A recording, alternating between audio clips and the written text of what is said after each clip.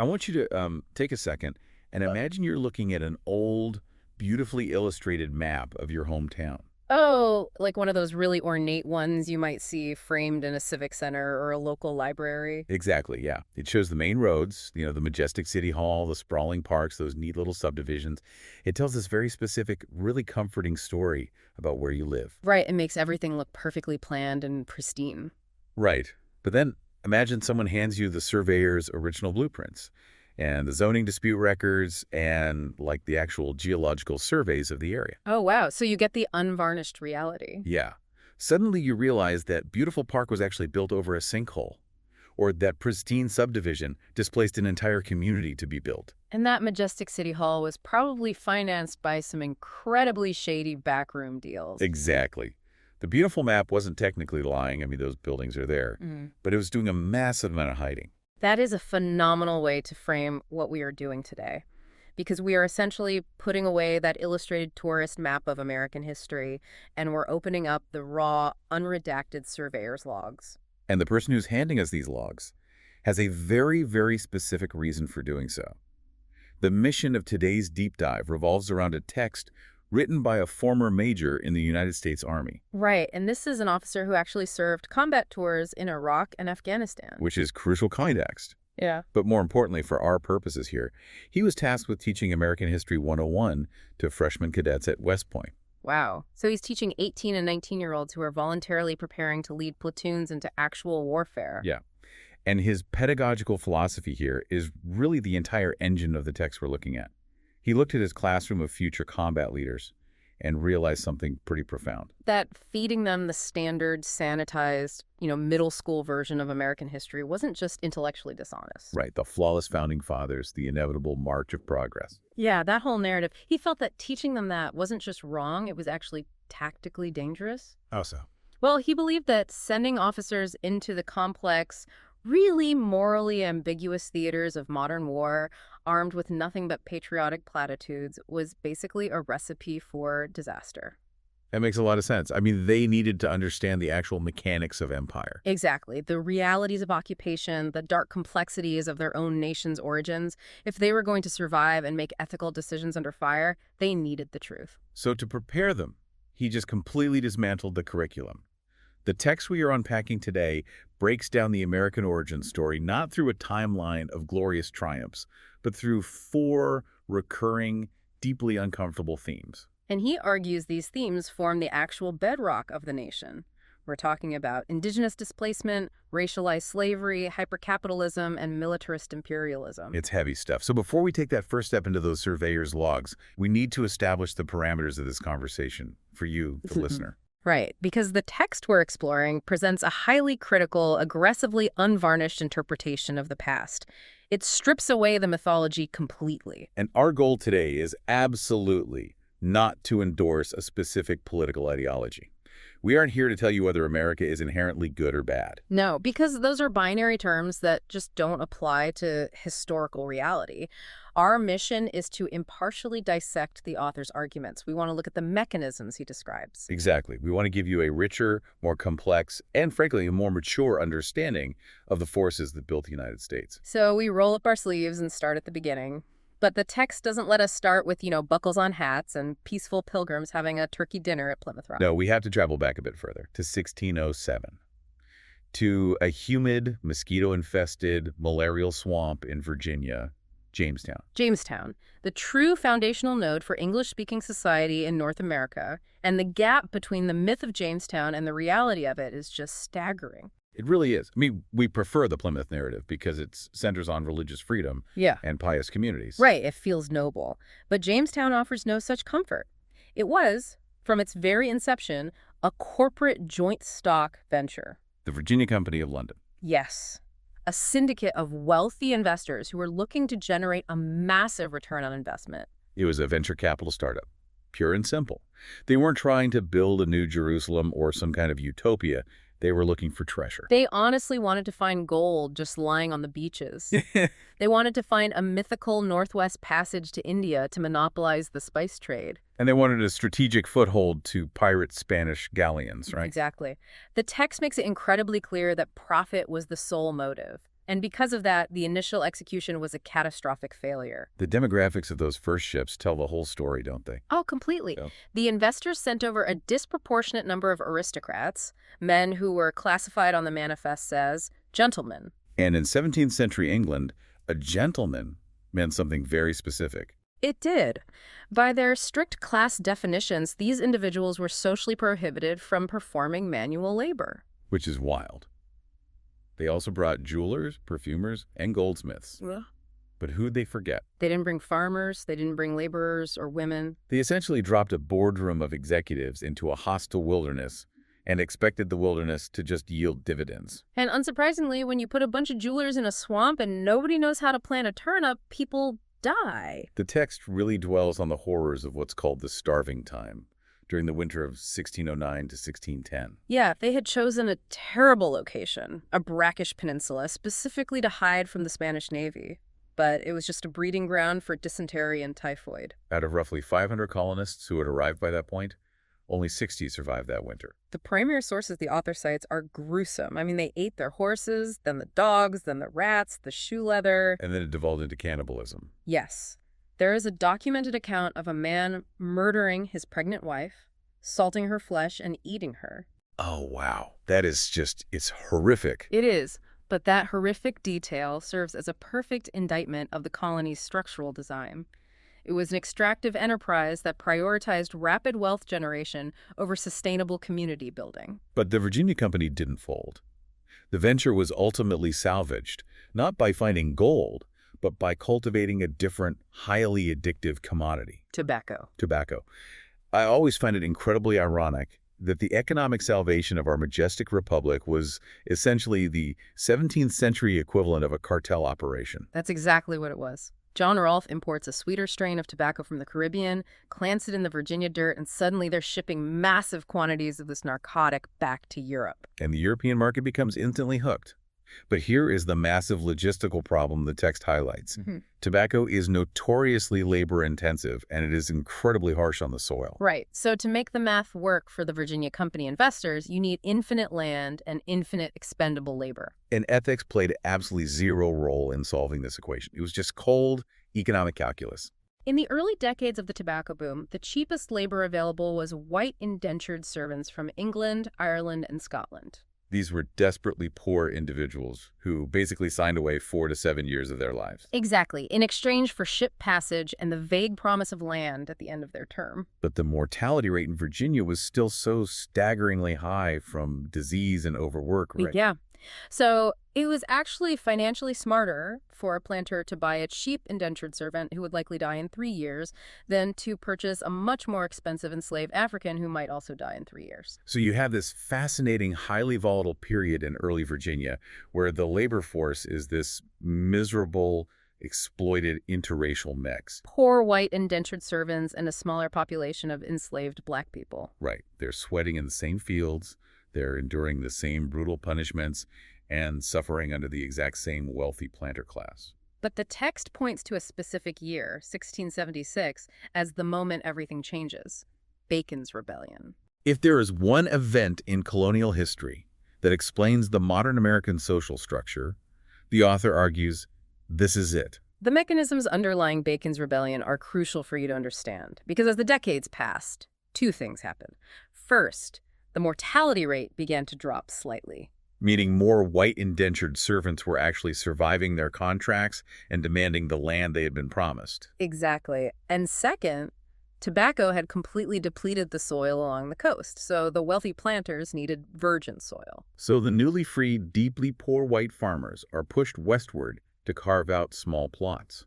Which places them in direct, violent conflict with Native American tribes on the frontier. But the wealthy elite, who are comfortably situated on the prime coastal real estate, they controlled the colonial government in Williamsburg, right? Yes, and they completely refused to send military aid to those poor frontier farmers. Why? Because they were conducting a highly profitable fur trade with those exact same native tribes. It's a classic class squeeze. The poor are taking all the physical risks, and the rich are protecting their profit margins. Enter Nathaniel Bacon. Yeah, Bacon is actually a wealthy aristocrat himself, but he's a recent arrival, and he feels frozen out of the inner circle of the governor's cronies. So he sees this simmering rage among the frontier farmers, and he harnesses it. He builds an army that is profoundly terrifying to the establishment. It's a unified, populist, heavily armed, interracial coalition. We're talking poor white freemen, active indentured servants, and enslaved black men, all fighting together.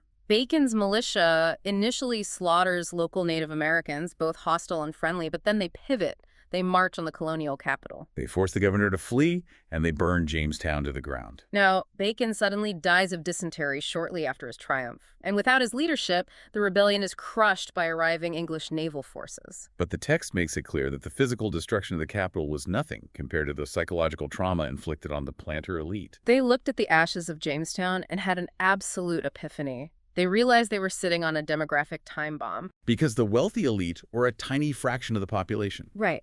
If the poor white laborers and the enslaved black laborers ever fully realized that they shared the exact same class oppressor, the elite would be permanently overthrown. So what do? They retreat to their legislative chambers and engage in what the author describes as a deliberate, calculated sociological engineering project. They systematically dismantled the interracial class solidarity that Bacon had just forged. And to do this, they implemented a massive transition from indentured servitude to race-based African chattel slavery. Part of that was economic logic, right? Uh-huh. Since people were living longer, buying a slave for life and owning their future children was now a better long-term investment. Yes, but the legal and social mechanisms they put in place were far more insidious. This is where we get to the actual blueprints of white privilege. And I want to be really clear about how the text defines this, because it's not about wealthy people feeling guilty today. No, it's about the law. The colonial legislature started passing a flurry of highly specific laws designed to drive an artificial wedge between poor whites and enslaved blacks. They made it illegal for a white person and a black person to marry. They stripped free black men of the right to bear arms, while explicitly requiring white men to carry them. They even passed laws stating that a white servant, no matter how poor, could not be physically whipped while naked, but an enslaved black person could be. The genius of this legal architecture, and I use genius in the most Machiavellian, evil sense of the word, was that it cost the elite almost nothing. Right. They didn't distribute their wealth or their prime land to the poor white farmers. Instead, they distributed a psychological wage. They created a social caste system based entirely on skin color. The message from the elite to the struggling, landless white farmer was basically, you may be poor, you may be starving, and you may have no political power, but you are part of the dominant caste. You are not a slave. By legally equating blackness with permanent inheritable slavery and whiteness with inherent freedom, they gave the lowest white man a vested psychological interest in maintaining the system. The text points out that this completely transformed the American South. It wasn't just a society that happened to utilize slave labor anymore. It became a dedicated slave society, where every political, economic, and cultural institution was built around preserving that racial hierarchy. American freedom for one group was structurally dependent on the absolute subjugation of another. That is the DNA of the Virginia origin story. Unregulated corporate greed, brutal extraction of resources, and the deliberate invention of racial division as a tool for class control. Exactly. Now, the text pivots sharply to the north, to the other dominant strain of American mythology, New England. Right, the Massachusetts Bay Colony. If Jamestown was a desperate, cutthroat corporate startup, the text paints the Puritan settlement as something entirely different, but arguably equally terrifying. It paints them as a heavily armed, exclusionary cult compound. Which is such a crazy image. The distinction between the Pilgrims of 1620 and the Puritans of 1630 is essential context here, isn't it? Yes. The Pilgrims of Plymouth Rock were a tiny, impoverished sect of separatists. They believed the Church of England was beyond saving, so they fled to practice their faith in isolation. But the Puritans, who arrived by the thousands a decade later in Boston, were much wealthier, highly educated, and immensely ambitious. They didn't want to separate from the church. They wanted to purify it.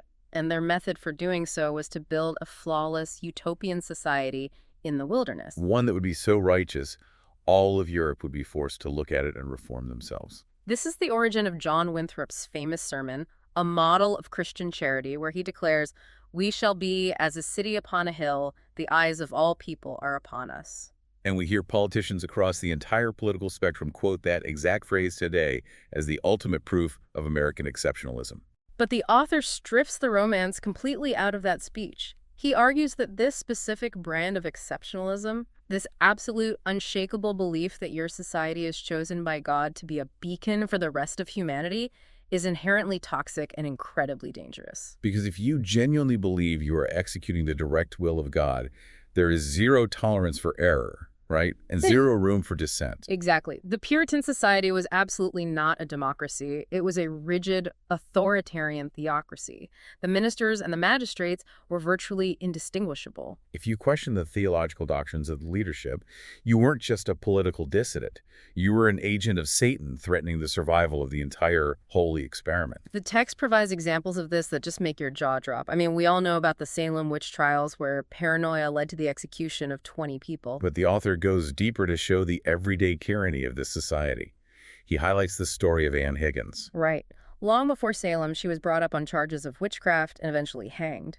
And do you know what her actual historical crime was? It's unbelievable.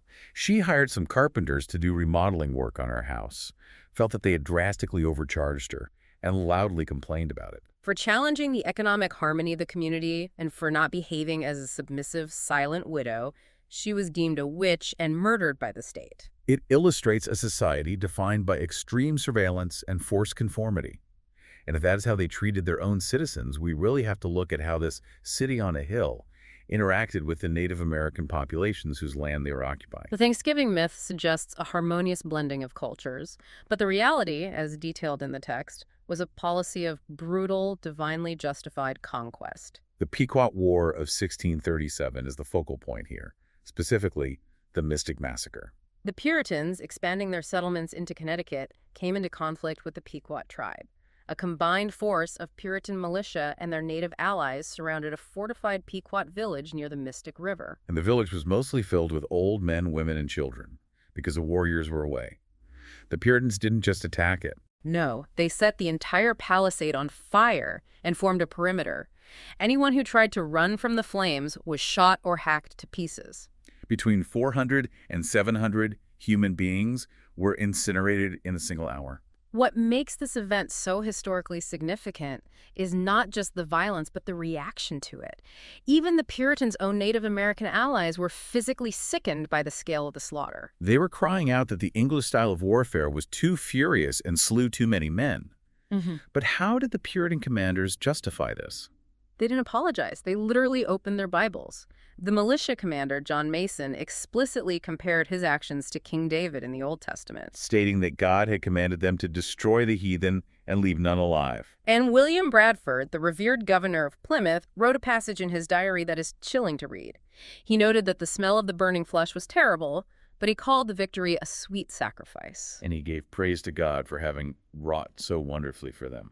The author draws a direct, unbroken line from the smoke of the Mystic Massacre to the core of American foreign policy centuries later. This is the dark side of exceptionalism. When a nation believes its expansion, its economic interests, and its wars are sanctioned by divine providence, or, in modern terms, by the unquestionable righteousness of spreading democracy, it can justify almost any atrocity without suffering a moment of moral cognitive dissonance.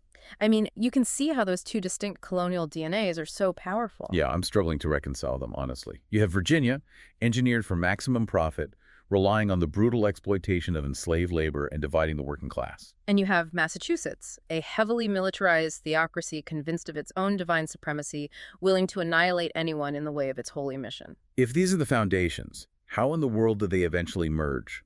What forces these vastly different cultures to unite into a single rebellious nation? The universal solvent that binds them together is the insatiable hunger for land. Of course.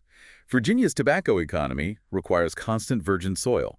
New England's rapidly expanding population of chosen people requires constant territorial acquisition for new towns. Both regions are fundamentally expansionist, and that relentless westward push inevitably places them on a collision course, not just with displaced Native American tribes, but with the other massive global empire claiming the continent, France. Which transitions us perfectly into the mid-18th century.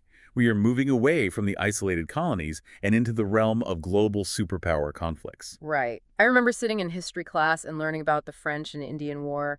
was always presented as a prequel to the revolution. Yeah, like a localized skirmish fought in the snowy woods of upstate New York with muskets and tomahawks. But the text aggressively reframes the scale of this. The author insists we use its proper global title, the 7 Years' War. It was not a localized skirmish. It was arguably the first true world war. It was a massive, bloody clash for imperial supremacy fought across Europe, India, West Africa, the Caribbean, and North America.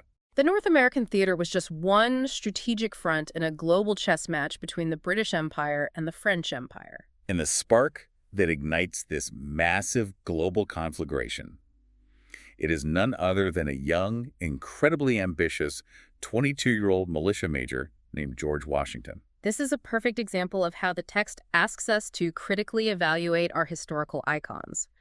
Washington wasn't wandering the Ohio Valley fighting for abstract concepts of liberty. He was operating as an agent for the Ohio Company of Virginia, right? Yes, a massive real estate speculation outfit in which his own older brothers were major shareholders. The royal governor of Virginia sent Washington into the disputed territory to deliver an eviction notice to the French. Because the French were building forts to protect their lucrative fur trade.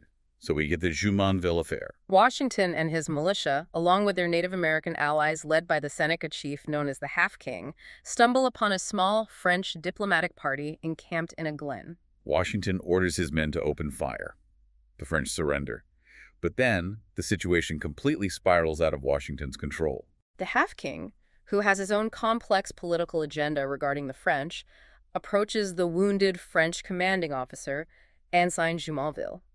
And he strikes Jumonville in the head with a tomahawk, washes his hands in the man's brains, and essentially forces Washington to bear responsibility for the assassination of a diplomatic envoy. The text is unapologetic in its assessment here. By modern definitions of international law, the author points out that Washington's inability to control his allied forces, culminating in the execution of a prisoner of war, constitutes a war crime. And the French certainly viewed it that way. They retaliated, forced Washington to sign a confession of assassination, which he later claimed he couldn't read because it was in French, and the entire continent erupted into a war. A war that quickly dragged in the European superpowers. So the father of our country essentially triggers a world war over a bungled corporate real estate acquisition. Exactly. The war rages for years. It is breathtakingly brutal, but eventually the British Empire pours enough money and manpower into the theater to overwhelm the French. The Treaty of Paris in 1763 is signed, and the French cede control of Canada and the entire Ohio Valley to the British. Now, here is where we need to pause. The conventional narrative suggests that immediately after this war, the colonists started chafing under British rule, feeling distinctively American and ready for independence. Does the text support that at all? It completely obliterates that idea. The colonists in 1763 did not feel American. They felt like the proudest, most victorious subjects of the British Empire on the planet. They had fought shoulder to shoulder with the legendary Redcoats and defeated the hated Catholic French. The author uses a specific piece of cultural evidence here. Benjamin West's famous painting, The Death of General Worf. Oh, the one depicting the heroic death of the British commander at the Battle of Quebec. Yes. That painting was wildly popular in the colonies. It was reproduced in prints that hung in parlors from Boston to Charleston. It celebrated the glory of the British Empire. So everyone is thrilled, except, of course, the actual inhabitants of the Ohio Valley. The text is very clear that the true losers of the 7 Years' War were the Native American tribes. For decades, they had maintained their autonomy and their lands by brilliantly playing the French and the British off against each other. If the British prices for trade goods were too high, they traded with the French. If the French got too aggressive, they allied with the British. But with the French entirely removed from the continent, that diplomatic leverage just evaporated. They were left facing the full, undivided, and ravenous expansionist hunger of the British colonial settlers. Recognizing this existential threat, a loose confederation of tribes led by the Ottawa leader, Pontiac, launched a massive, coordinated offensive against British forts and settlements across the frontier. An event known as Pontiac's War. The sheer violence of this uprising terrified the British government in London. They had just spent an astronomical sum of money defeating the French. They could not afford to endlessly garrison the massive North American frontier against determined native resistance. So King George III issues the Proclamation of 1763. He draws a literal line down the crest of the Appalachian Mountains And tells the colonists, you cannot settle west of this line. That land is reserved for the Indians. And this is the moment the tectonic plates shift. The colonists had just spent years fighting and dying in a brutal war, specifically to gain access to that Western real estate. Men like George Washington, who had poured immense wealth into land speculation companies, suddenly found their investments rendered illegal by a distant monarch. The proclamation line is the primary wedge. The secondary wedge is the debt. The British Parliament looks at the colonies and says, "We just went bankrupt, protecting you from the French and the Native Americans. It is only fair that you start paying a fraction of the cost for your own defense." And so they begin implementing taxes. The Stamp Act, the Townshend Acts, the Tea Act. Which brings us to the Revolution itself. And this is where the text requires us to completely abandon the fairy tale we learned in grade school. We are taught that the revolution was a spontaneous, unified, democratic uprising of lovers of liberty throwing off the chains of a cartoonishly evil tyrant. But the author breaks down the actual mathematics of the rebellion using the one-third rule. An estimate famously supported by John Adams later in his life. The rule dictates that at the absolute height of the conflict, the colonial population was fractured into three relatively equal camps. Only about one-third of the colonists were active, committed patriots advocating for independence. Another third were fierce loyalists, individuals who viewed the rebellion as treason and remained steadfastly devoted to the king. And the final third, they were the unaligned. Pragmatic farmers, merchants, and laborers who simply wanted to keep their heads down, protect their families, avoid getting their farms burned, and wait to see which side emerged victorious. So the Founding Fathers were essentially leading a radical minority movement. And if you are a minority faction trying to overthrow a government and force the rest of the population to go along with it, you can't just rely on eloquent pamphlets and polite debate. No, the text heavily emphasizes the insurgency tactics utilized by the Patriots. This is where the author's military background provides a fascinating lens. He compares the tactics of groups like the Sons of Liberty to modern insurgencies he observed in Afghanistan, right? Yes. When American forces occupied Kandahar, the Taliban would systematically intimidate locals who were cooperating with the Americans. They would leave night letters pinned to the doors of collaborators. Written threats promising violence if they didn't cease their support. And the colonial patriots did the exact same thing. They operated in the shadows. They formed committees of safety that acted as extra-legal tribunals. If a local merchant was suspected of buying British goods or expressing loyalist sympathies, he would find a night letter nailed to his door. And if he didn't comply, the mob would arrive. They utilized tarring and feathering, which we often picture as a cartoonish, harmless prank. The text corrects this violently. It was torture. You are pouring boiling liquid pine pitch over a human being's bare skin, causing severe third-degree burns, and then applying feathers to publicly humiliate them. Men died from infections caused by tarring and feathering. The author challenges the listener to view the Sons of Liberty not through the lens of modern patriotism, but through the eyes of a neutral farmer or a loyalist shopkeeper in 1774. To them, the patriots were not noble philosophers. They were a heavily armed, violent mob utilizing terror and physical coercion to enforce ideological purity and extract political compliance. It completely shatters the illusion of universal consensus.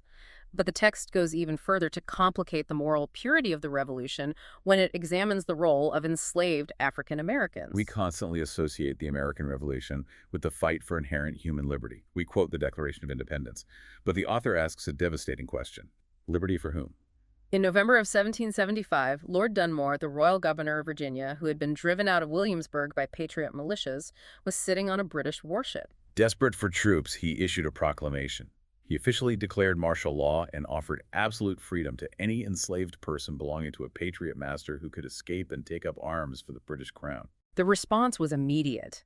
Thousands of enslaved men, women, and children risked everything, braving patriot patrols and the threat of execution to reach British lines. Lord Dunmore organized the men into the Ethiopian regiment, and the text highlights a detail that is just staggering in its historical irony. These formerly enslaved men were issued British military uniforms, and stitched across the breast of those uniforms were the words, "Liberty to slaves." You have to fully absorb the weight of that image. For a massive portion of the African-American population during the Revolutionary War, the British Empire, the supposed tyrannical villains of our national myth, were the actual, literal liberators. Meanwhile, the patriots, the men writing eloquent essays about the unalienable rights of man, were actively fighting to preserve their legal right to own, whip, and sell human beings. The text notes that Dunmore's proclamation was actually the tipping point for many wealthy Southern planters who had been on the fence. They might have grumbled about a tax on tea, but they weren't ready to commit treason over it. But when the British government threatened to dismantle the institution of slavery, which was the absolute foundation of their wealth and social status, they radicalized overnight. It forces me to push back on the entire premise of the war. If the taxes imposed by Parliament were actually quite low compared to what an average citizen in London was paying, which the text acknowledges they were, what were we actually fighting for? Was this truly a revolution of high-minded ideals, or was it a messy, brutal civil war over local control? The author cites the historian Carl Becker, who perfectly summarized this dynamic. Becker argued that the American Revolution was not merely a question of home rule, whether London or the colonies would govern America. It was equally, if not more so, a violent struggle over who should rule at home. The wealthy colonial elites, the large landowners, the wealthy merchants, the slave-owning planters wanted to ensure that they, and not British bureaucrats, controlled the vast economic potential of the North American continent. The Western land speculation and the internal social hierarchy of the lower classes. So after 8 grueling years, the Patriots actually pull it off. Aided massively by the French Navy and military funding, they force the British surrender at Yorktown. We are an independent nation. The elites have won their home rule. But winning the war against the British was one thing. Realizing that they now had to govern 13 fractured, deeply indebted, increasingly radicalized states triggered an absolute panic among those same elites. Most people have a compressed timeline of this era. They assume the ink dried on the Declaration of Independence, we won the war, and immediately drafted the Constitution.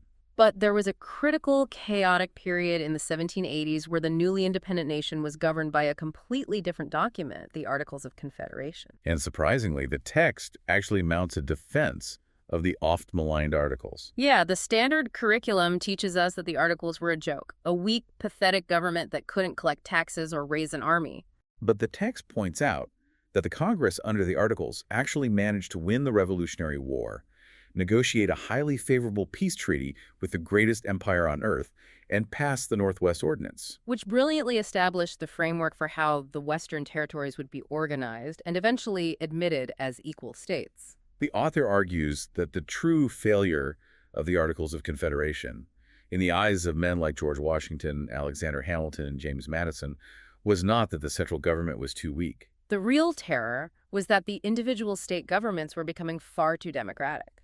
I'm struggling to understand the leap from winning a war for democracy to suddenly fearing too much democracy. Let's look at the catalyst the text provides, Shays' Rebellion in Massachusetts. What specifically drove these farmers to take up arms against their own newly formed state government? It was a catastrophic debt crisis. During the Revolution, thousands of poor farmers, like Daniel Shays, served in the Patriot militias. They were paid by the Continental Congress in paper currency, which rapidly depreciated until it was virtually worthless. To feed their families when they returned from the war, these veterans were forced to sell their government bonds to wealthy Eastern speculators, bankers and merchants in Boston, for pennies on the dollar. So a speculator buys a $100 bond for $5. Precisely. Now, after the war, the Massachusetts state legislature, which is entirely dominated by those same wealthy merchants and speculators, decides it needs to pay off the state's war debt. They pass extremely regressive taxes that fall heavily on the poor Western farmers. And cruelly, they demand that these taxes be paid in hard currency, gold or silver, which the farmers simply do not possess. Let me get the mechanics of this straight. The wealthy elite bought the veterans' IOUs for dirt cheap.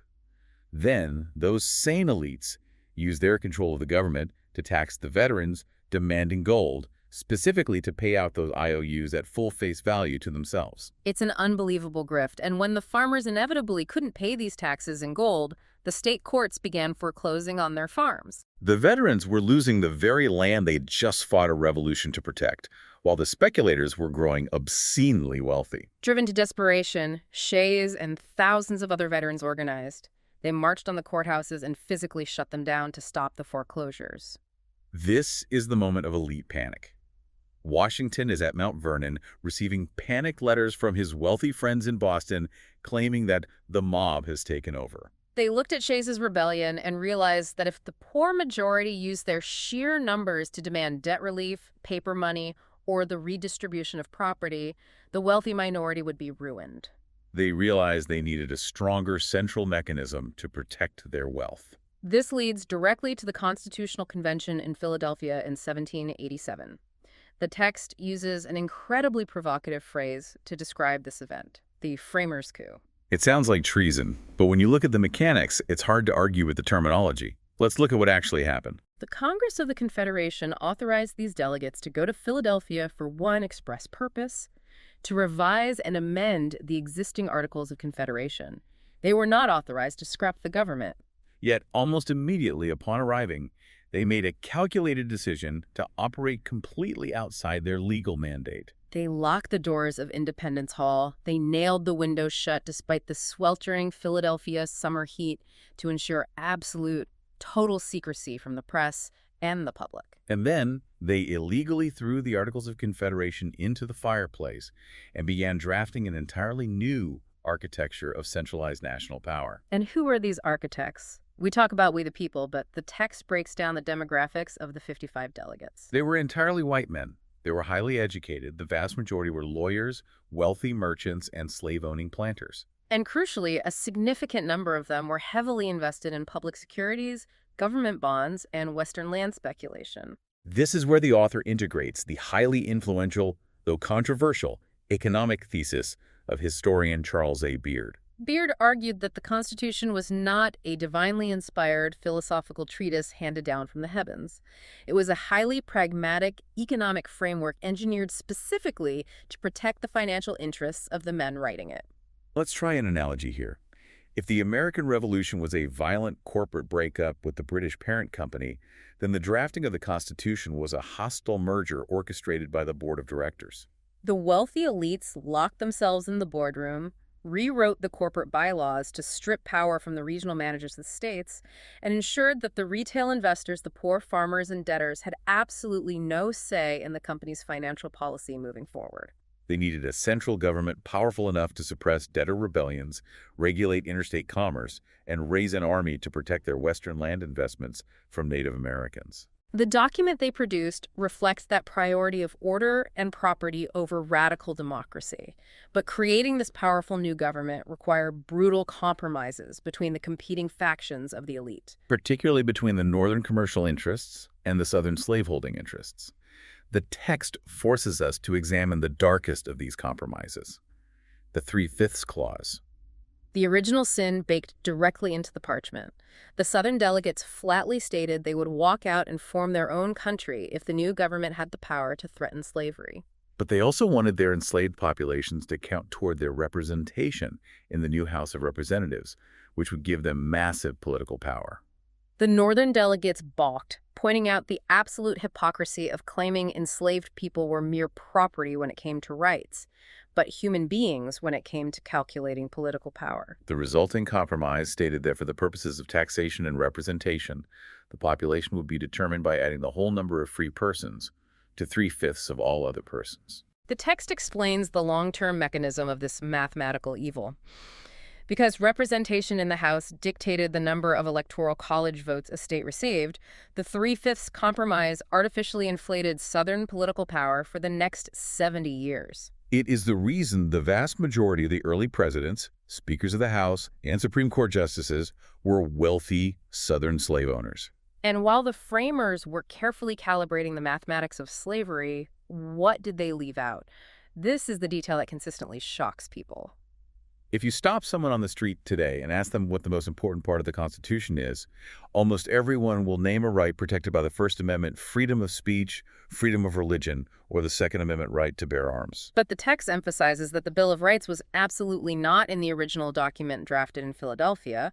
It was an afterthought and initially a rejected one. The Federalists, the men who wrote and championed the new Constitution, like Hamilton and Madison, argued that a Bill of Rights was unnecessary and even dangerous. They wanted the document ratified exactly as it was, a blueprint for muscular federal authority. It was the anti-federalists, the people who were deeply suspicious of this new, distant, centralized power structure, who refused to ratify the Constitution in several key states unless a specific written guarantee of individual liberties was attached. They basically held the ratification process hostage until Madison agreed to draft the amendments that would become the Bill of Rights. This raises the profoundly disturbing historical question, which the author poses to the reader.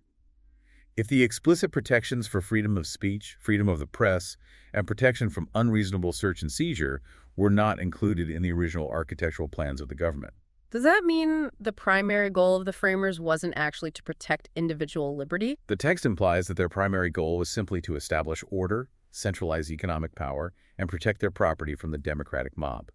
The liberty of the common citizen was a concession they were forced to make to get the deal done. It forces a complete reassessment of the document. The text suggests we should view the Constitution not as a sacred, infallible text, but as a deeply flawed, highly pragmatic political treaty negotiated between competing elite interest groups. And the moment that treaty was ratified and the new government took power, they immediately began utilizing that centralized power against their own citizens. That brings us out of the theoretical architecture and into the messy reality of the newly formed nation. We start with the man who commands universal reverence, George Washington. He is the first president, the man setting the precedents for the executive branch. But the text paints his administration not as a period of unified glory, but as a chaotic struggle over economic policy. The central figure here is Alexander Hamilton, Washington's brilliant, ruthless Secretary of the Treasury. Hamilton's vision for America was not a nation of agrarian farmers. It was a powerful, industrialized, commercial empire modeled on Great Britain. To achieve this, he needed to fund the national debt and establish a national bank. To pay for these massive economic projects, Hamilton pushed through an excise tax on domestically distilled spirits. The whiskey tax. Now, to a wealthy merchant in Boston, a tax on alcohol might seem like a minor annoyance. But the text details why this was existentially devastating to the poor farmers living on the western frontier of Pennsylvania. For these farmers, moving bulky grain over the Appalachian Mountains to eastern markets was logistically impossible and wildly expensive. The only way to make a profit was to distill their surplus grain into whiskey. Whiskey wasn't just a beverage, it was a highly concentrated commodity. In a frontier economy with very little hard currency, jugs of whiskey were literally used as money to pay for goods and services. So when Hamilton's federal tax collectors arrived on the frontier demanding payment in hard currency, it was a direct assault on the economic survival of the Western farmers. It was exactly the same dynamic that had sparked Shays's rebellion, but now it was the federal government applying the pressure. The farmers react the only way they know how. They organize, they harass the tax collectors, including tarring and feathering them, using the exact tactics of the Sons of Liberty, and they refuse to pay. This is the Whiskey Rebellion. And what is the response of the new federal government? George Washington, the man who led a violent revolution against British taxation without representation, straps on his sword, mounts his horse, and leads a federalized militia of nearly 13,000 troops. An army larger than the one he commanded at the Battle of Yorktown across the mountains to crush an American tax protest. The irony is blinding. It demonstrates with brutal clarity the rapid pivot from revolutionary ideology to the cold mechanics of state power. Once the elite had secured the apparatus of the federal government, populist dissent was no longer celebrated as patriotic liberty. It was crushed as treason against the state. The message was clear. The time for revolution is over. You must obey the central authority. And that authoritarian impulse only metastasized under the second president, John Adams.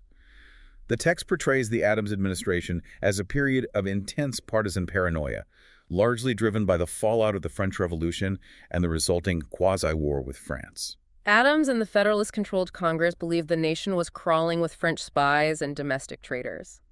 Driven by this hysteria, they passed the Alien and Sedition Acts in 1798. The Sedition Act is perhaps the most glaring violation of constitutional rights in early American history. It made it a federal crime to write, print, utter, or publish any false, scandalous, and malicious writing against the government of the United States, the Congress, or the president, with the intent to defame them or bring them into contempt or disrepute. They literally criminalized criticizing the president. The ink on the First Amendment was barely dry, and the government was already systematically violating it. The text highlights how aggressively the Federalists weaponized this law. They didn't just target obscure rabble-rousers, they sent federal marshals to arrest the editors of major opposition newspapers. They even targeted a sitting member of the United States Congress, Representative Matthew Lyon of Vermont. Lyon had published an article accusing President Adams of having an unbounded thirst for ridiculous pomp. For that insult, he was tried, convicted, fined heavily, and thrown into a squalid federal prison. The political backlash, however, is a fascinating testament to the resistance of the electorate. Lyon's constituents were so outraged by this blatant political persecution that while he was sitting in his jail cell, they overwhelmingly re-elected him to Congress. It's a remarkable story of defiance, but it underscores the extreme fragility of liberty in the early republic. The men who wrote the Constitution were perfectly willing to ignore it to suppress political opposition. The opposition to Adams's tyranny was led by his own vice president, Thomas Jefferson, which brings us to the most intellectually agonizing figure in the text, the Jeffersonian enigma. Thomas Jefferson is the ultimate avatar of the American paradox. The text grapples extensively with his massive, irreconcilable contradictions. On paper, Jefferson is the soaring poet of human freedom. He authors the Declaration of Independence, codifying the concept that all men are created equal and endowed with unalienable rights. He drafts the Virginia Statute for Religious Freedom. He passionately advocates for a decentralized republic populated by independent, virtuous, small-scale yeoman farmers. Yet the physical reality of his life is a grotesque mockery of his own ideals. The man who wrote that all men are created equal enslaved over 600 human beings over the course of his life at his Monticello plantation. He wrote pseudoscientific tracts arguing for the inherent biological inferiority of black people and the horrors of racial mixing. Yet, as DNA evidence and historical consensus have confirmed, he engaged in a decades-long sexual relationship with an enslaved woman he legally owned, Sally Hemings, fathering multiple children with her. Children who were born into slavery under his own roof. He championed the humble farmer, yet he lived his entire life as a cosmopolitan aristocrat, importing fine French wines, buying massive libraries, and driving himself into catastrophic debt to maintain his luxurious lifestyle. Jefferson's hypocrisy is not just a personal failing. The author argues it is the structural hypocrisy of the nation made flesh. When Jefferson defeats Adams in the incredibly bitter, mudslinging election of 1800, an election that forever shatters the myth of a polite, unified founding era, he refers to his victory as the Revolution of 1800. He genuinely believes he has wrested control of the government back from the monarchical Federalists and returned it to the democratic ideals of the people. But the reality is that the machinery of empire continues to churn, regardless of who occupies the presidency. The text demonstrates this by leaping forward to the presidency of Jefferson's closest ally and protege, James Madison, and examining the War of 1812.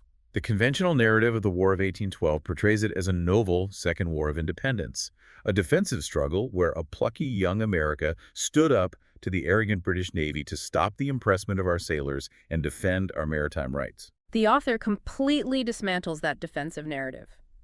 While British naval arrogance was a real grievance, the text argues that a massive underlying motivation for the war was opportunistic, aggressive territorial expansion. A faction of young, aggressive politicians from the South and West known as the War Hawks, men like Henry Clay and John C. Calhoun, looked at the geopolitical landscape and saw an opening.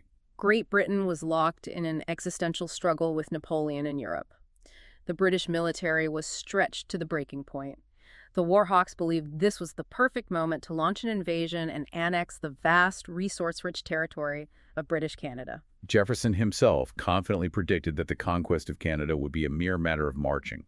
He assumed the Canadian colonists would welcome the American army as liberators. He was catastrophically wrong. The American invasions of Canada were poorly planned, poorly led, and ended in humiliating disasters. The American forces were repeatedly repelled by a combination of British regulars, Canadian militias, and highly effective Native American confederacies, led by the brilliant Shawnee leader Tecumseh. We didn't win the War of 1812. The British literally burned down the White House and the Capitol building in Washington, D.C. We barely survived it on a technicality because the British grew tired of fighting after defeating Napoleon. The text argues that the War of 1812 was an offensive war of choice, a war of conquest masked in the rhetoric of self-defense, establishing a highly problematic template for future American foreign policy. And, as always, the text notes the true casualties of the conflict, the Native American tribes of the Ohio Valley. With the death of Tecumseh and the withdrawal of British support after the war, the last major organized Native resistance in the region was broken, opening the floodgates for white settlement. Having failed to expand the empire to the north into Canada, The relentless American hunger for land simply redirected its gaze southward and westward. This pivot initiates the darkest chapters of the 19th century, characterized by aggressive conquests and the hardening of the slave power. The narrative takes us directly into the era of Andrew Jackson. The 1820s and 30s are often celebrated as the age of the common man, the era of Jacksonian democracy where voting rights were expanded to nearly all white men, regardless of property ownership. But the text immediately flips the rock over to expose the horrors underneath this democratic expansion. Jackson is a populist icon, but his populism is strictly racialized. He is a wealthy slave owner from Tennessee, and he is the unapologetic architect of Indian removal.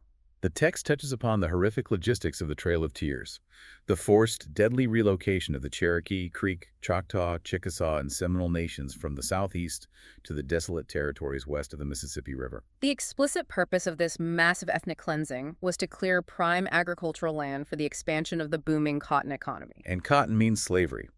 What I found deeply unsettling in the text was not just Jackson's violence toward Native Americans, but his willingness to use the immense power of the federal government to actively suppress the civil liberties of white Americans if they threatened the institution of slavery. The text details an incident in 1835 that it calls the largest peacetime violation of civil liberties in American history. The abolitionist movement in the North was beginning to organize and utilize new printing technologies to mass-produce anti-slavery literature. They decided to flood the mail system, sending tens of thousands of pamphlets into the southern states, hoping to spark a moral awakening among the planters, or at least stir up debate. The Southern elite went berserk. Mobs broke into post offices in Charleston and burned the mailbags in the streets. But rather than enforcing federal law and protecting the mail, President Andrew Jackson sided with the mob. He effectively ordered his postmaster general to allow Southern postmasters to censor the mail, to intercept and destroy abolitionist literature. The President of the United States openly endorsed the systematic violation of the First Amendment right to free speech and the federal sanctity of the mail system, entirely to protect the economic interests of the slaveholding class from moral criticism. It demonstrates the absolute supremacy of the slave power over the federal apparatus, and that slave power's insatiable need for new territory leads directly to the conflict that the text argues was entirely manufactured: the Mexican-American War in 1846. I feel like this is a war most Americans know almost nothing about, precisely because looking too closely at it shatters our self-image as a peaceful nation that only fights when provoked. The author pulls no punches here. The United States did not stumble into a war with Mexico. It engineered one for the explicit purpose of conquest. President James K. Polk, an ardent expansionist and slaveholder, had his eyes firmly set on acquiring the Mexican province of Alta California, with its invaluable deep-water ports on the Pacific and the vast expanses of the Southwest. Polk tries to buy it. Mexico refuses. So Polk decides to take it.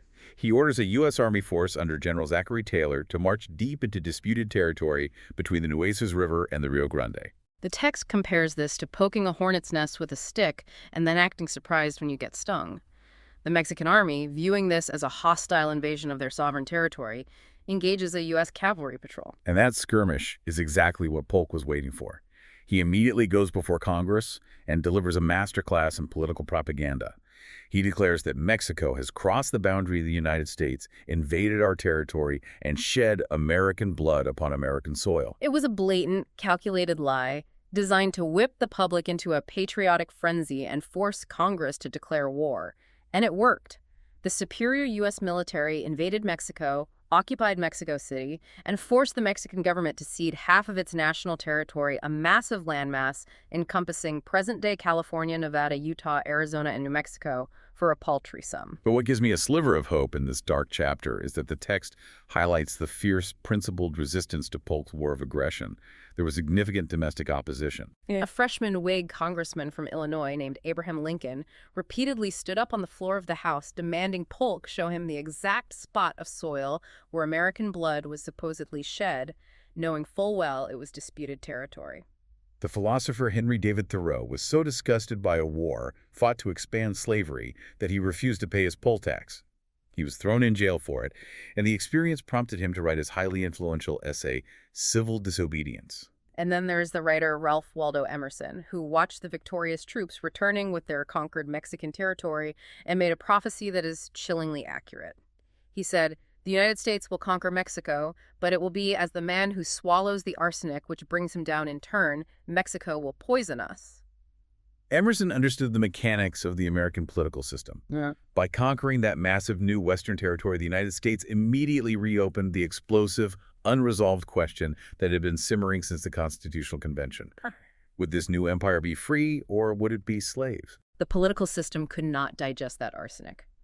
The debate over whether to allow slavery in the newly conquered territories of the West shattered the national political parties, radicalized both the North and the South, and accelerated the nation directly into the catastrophic slaughter of the American Civil War. Before we dive into the Civil War, though, No. I want to highlight the incredible modern irony the text points out.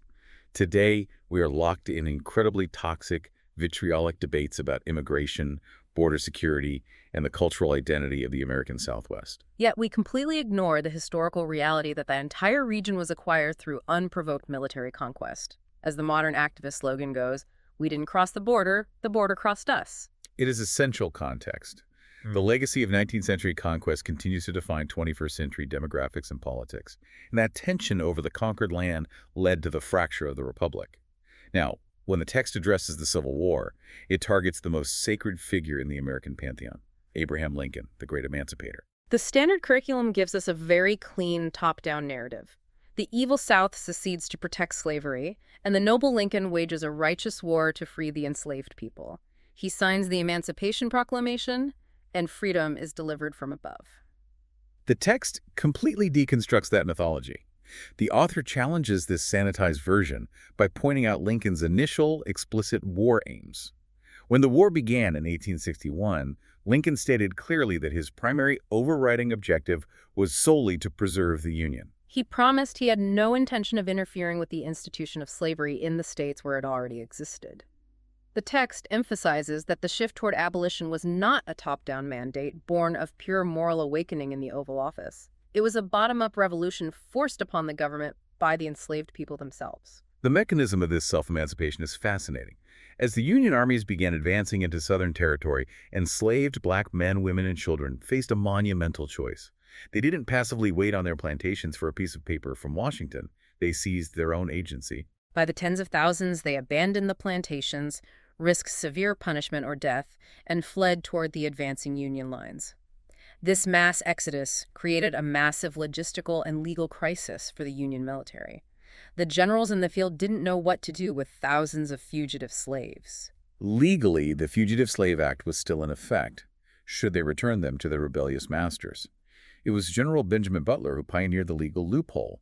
He classified the escaping enslaved people as contraband of war, enemy property that had been seized and therefore would not be returned to aid the rebellion. These contrabands changed the entire calculus of the war.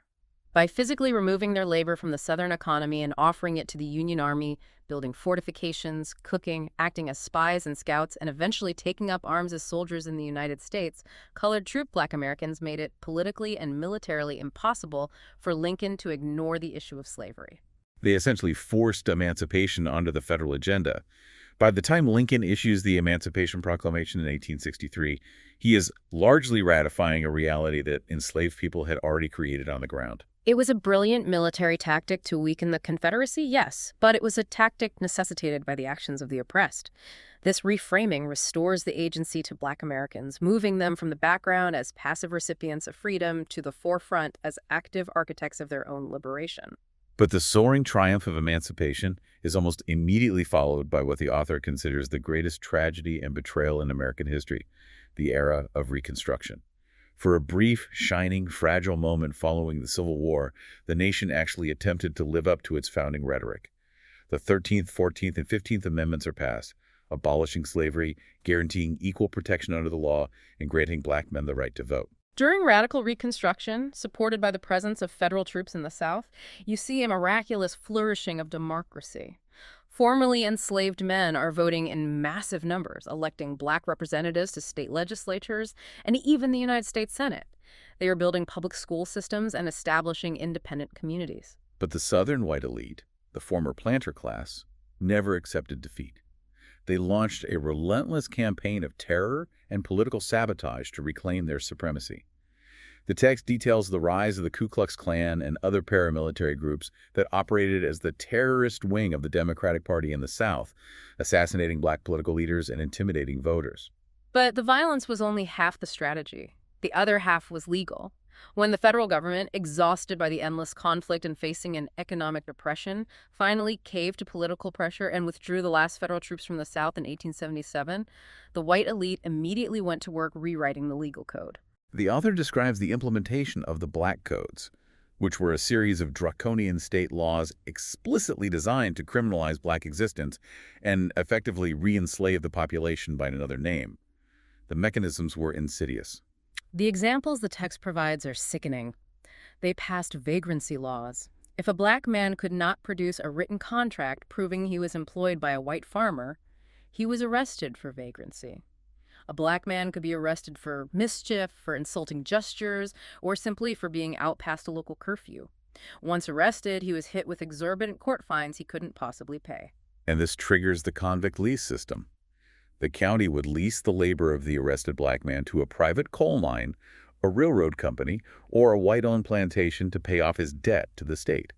The prisoner was treated worse than an enslaved person before the war because the private company didn't even have a financial investment in keeping the convict alive.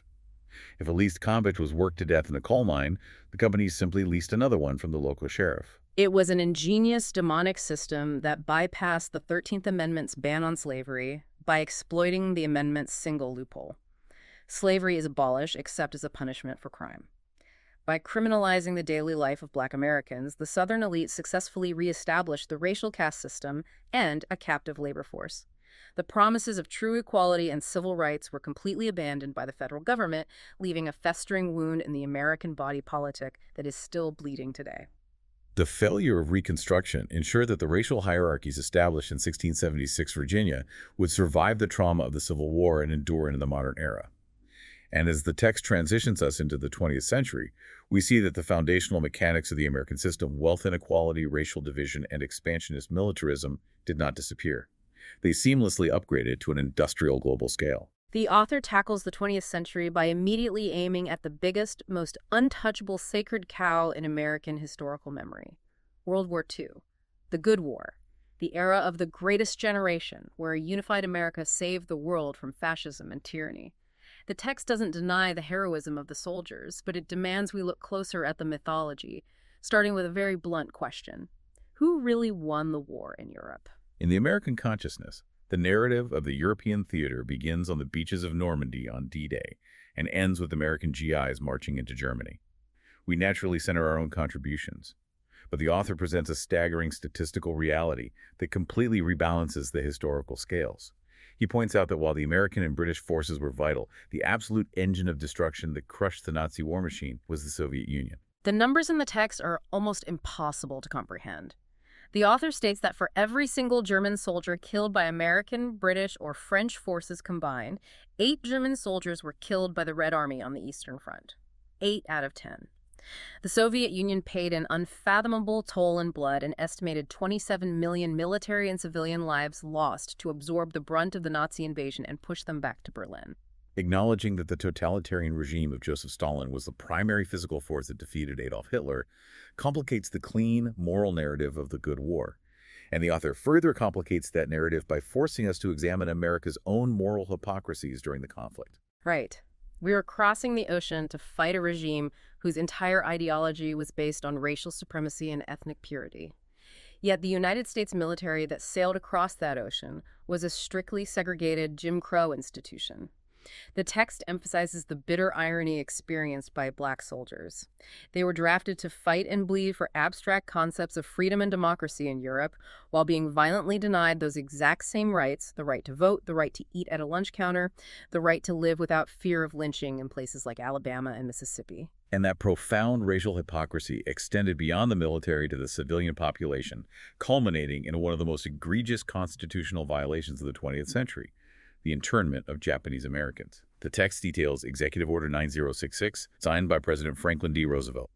Driven by war hysteria following Pearl Harbor, deeply ingrained racial prejudice on the West Coast, and economic opportunism from white farmers who wanted Japanese-owned land, the federal government authorized the forcible removal of over 110,000 men, women, and children of Japanese descent. It is crucial to emphasize that the vast majority of these individuals, roughly two-thirds, were native-born United States citizens. They committed no crimes, faced no trials, and were granted no due process. They were stripped of their homes, their businesses, and their liberty, and transported to desolate concentration camps surrounded by barbed wire and armed guards, entirely on the basis of their ancestry. The author highlights a detail that absolutely shatters your heart. While thousands of Japanese American families were locked in these camps in the desert, many of their young men volunteered to fight for the United States military. They formed the 442nd Regimental Combat Team, which fought in Europe and became one of the most highly decorated units for its size and length of service in the entire history of American warfare. They were fighting and dying for a country that had currently imprisoned their parents behind barbed wire. It forces the listener to confront the reality that America's commitment to its stated constitutional values is often incredibly fragile when subjected to the pressures of fear and prejudice. This glaring contradiction, proclaiming to be the arsenal of democracy abroad while maintaining a brutal racial caste system at home, became the massive, unavoidable catalyst for the grassroots civil rights movement of the 1950s and 60s. And just as the author deconstructed the mythology of Lincoln freeing the slaves, he aggressively deconstructs how we are taught civil rights movement. The standard curriculum gives us a very neat, sanitized, top-down narrative. Rosa Parks was tired, so she sat down on a bus. Martin Luther King Jr. gave a beautiful dream speech.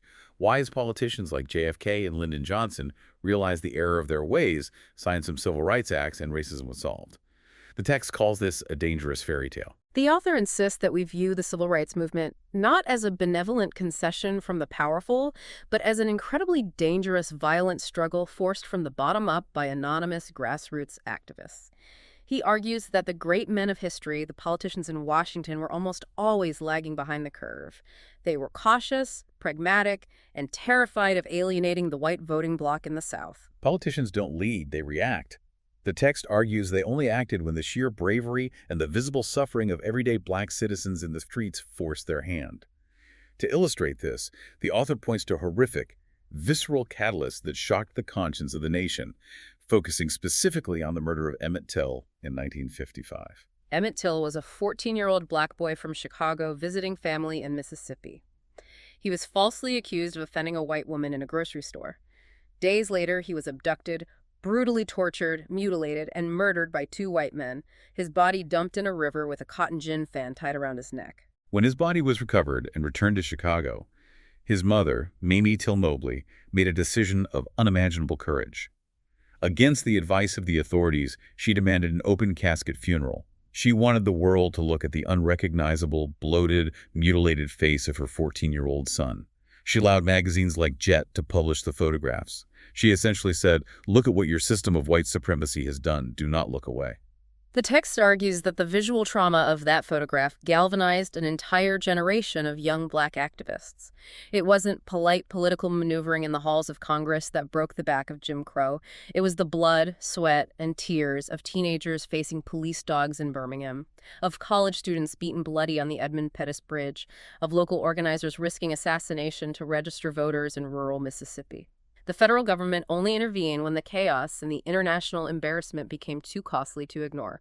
From the triumph and tragedy of the civil rights era, the text rapidly tracks the evolution of the American machine through the late 20th century, showing how the patterns established in Jamestown and Philadelphia continue to operate. We see the ideological paranoia of the Cold War, leading to the catastrophe of the Vietnam War, a massive military intervention driven by domino theory abstractions, rather than an understanding of local Vietnamese history and anti-colonial nationalism. We see the authoritarian paranoia of the executive branch echoing John Adams's Sedition Act, manifesting in the Nixon administration. The text notes that the Watergate scandal was not an aberration, but the logical conclusion of an imperial presidency, complete with secret tape recordings revealing Nixon's deep-seated vindictiveness and virulent anti-Semitism. And the timeline culminates in the 1980s with the Reagan Revolution. The text frames Reaganomics, the massive slashing of taxes for the highest earners, deregulation of financial industries, and the assault on organized labor not as a rising tide lifting all boats, as the political rhetoric claimed, but as the deliberate, successful effort to reconstruct a corporate oligarchy. The author argues that these policies systematically dismantled the middle class, built after World War II, and returned the country to the extreme, staggering wealth inequality of the Gilded Age. which brings the text full circle, echoing the very first points made about the Virginia Company in 1607. An elite class structuring the political economy to ensure their own maximum profit and power at the direct expense of the laboring classes. Before we wrap up this massive journey, I want to reflect on a specific, deeply disturbing incident the text mentions from 1932, during the depths of the Great Depression, the Bonus Army March. Thousands of impoverished, desperate World War I veterans marched on Washington, D.C., set up a shantytown within sight of the Capitol, and simply demanded the early payment of a combat bonus they had been promised by the government. And how did the federal government respond to the men who had suffered through the trenches of Europe? President Herbert Hoover ordered the United States Army, led by General Douglas MacArthur, to clear the camps. Active duty military forces attacked their own veterans with tear gas, bayonets, and cavalry charges, burning their makeshift homes to the ground. That incident haunts me. I've been asking myself while reading this, why does the text repeatedly show America endlessly praising its military and political rhetoric, thanking them for their service, draping everything in the flag, but brutally abandoning its veterans, its laborers, and its poor citizens in practice? Because, as the author has painstakingly argued throughout the text, the systemic architecture of the nation was designed from the mud of Jamestown in 1607 and legally codified behind locked doors in Philadelphia in 1787 to prioritize the protection of capital, property, and elite order above the welfare of the lower classes, even when those lower classes are the very soldiers who bled to secure the nation's empire. The rhetoric of liberty and equality is constantly utilized as a unifying tool, but the actual physical application of that liberty is historically highly selective. Wow. Okay, let me catch my breath. We have covered an immense expanse of history today. We've moved from the starving, cannibalistic colonists in Jamestown through the secret rooms of the Constitutional Convention, across the conquered bloody lands of Mexico, and into the tear gas-filled streets of the modern civil rights era. It is time to synthesize everything we've absorbed. Based on the author's extensive surveyor's log, what is the ultimate conclusion of this text? The overarching synthesis of the text is a radical, necessary reframing of American exceptionalism. The author concludes that American exceptionalism absolutely exists, but rarely in the shining, purely benevolent way it is presented in the standard curriculum. The United States is exceptionally wealthy, it is exceptionally powerful, and its cultural influence is exceptionally dominant across the globe. But if you look at the unvarnished history, it is also exceptionally unequal in its distribution of that wealth. It is exceptionally militarized, utilizing force and proxy wars to maintain its economic interests abroad. And its society is exceptionally scarred by its foundational original sins of indigenous displacement and racialized slavery, wounds that have never fully healed because they have never been fully acknowledged. The DNA of the 17th century Virginia planters and the Massachusetts Puritans is still actively replicating in our politics, our economy, and our justice system today. So I want to talk directly to you, the listener. Why does all of this matter to you? Why spend an hour stripping the paint off the monuments and deconstructing the comforting myths we were taught as children? Because, as the text argues, understanding these unvarnished, complex, and often brutal truths is the absolute prerequisite for intellectual maturity as a citizen. If we refuse to look at the surveyor's logs, if we insist on believing the fairy tale that the Constitution is perfect, that our wars are always righteous, and that poverty or racial disparity is simply a moral failing rather than a historically engineered system, then we have absolutely no hope of making sense of the deeply polarized, chaotic world we live in today. You cannot repair the foundation of a house if you are terrified to look at the cracks in the concrete. The author's goal is not to induce despair, but to induce clarity.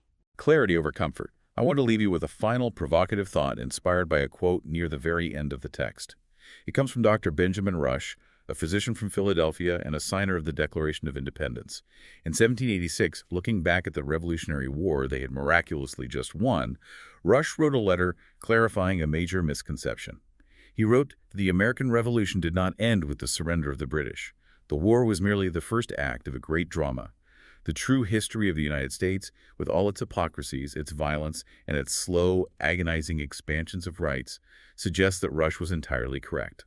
The revolution revestive, the actual struggle for true equality, for a genuinely representative democracy, for a society that finally lives up to its highest, most soaring rhetoric, is still unfinished. It is an ongoing, arduous process, one that requires citizens who are wide awake to the realities of the past. It is. So if the American Revolution is still unfinished, if the script is still being written, what role will you play in the acts yet to come? Because we aren't looking at a beautiful, flawless, illustrated map anymore. We're looking at the muddy, complicated, breathing organism of a nation. and it's entirely up to us to decide how and if it heals.